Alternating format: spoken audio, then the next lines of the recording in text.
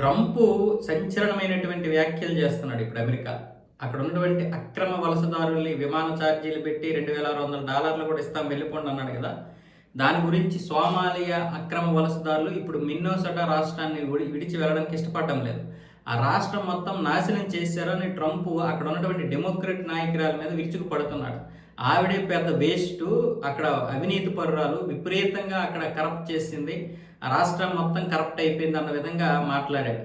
ఒకవేళ కనుక ఇప్పుడు అక్కడ కావలసినటువంటి చర్యలకు మీరు సహకరించకపోతే మేము ఐసీఈ సిబ్బందిని అయితే దింపుతాం, అంటే ఇమ్మిగ్రేషన్ అండ్ కస్టమ్స్ ఎన్ఫోర్స్మెంట్ దింపి ప్రతి విమానాశ్రయాన్ని కూడా మొత్తం జల్లెడి పట్టేసి అందరినీ పట్టుకొని అక్రమంగా బయటికి పంపించేస్తాం.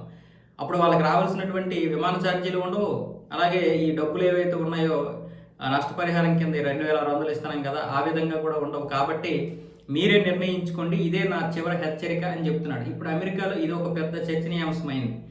అమెరికాలో ఇప్పుడు ట్రంప్ మాట చాలామంది ఇది కాదనలేదు, ఎందుకంటే మిన్నోసోటా మొత్తం కూడా ఇప్పుడు సోమాలియాలో ఉన్నారు, వాళ్ళని బయటికి పంపించాలి.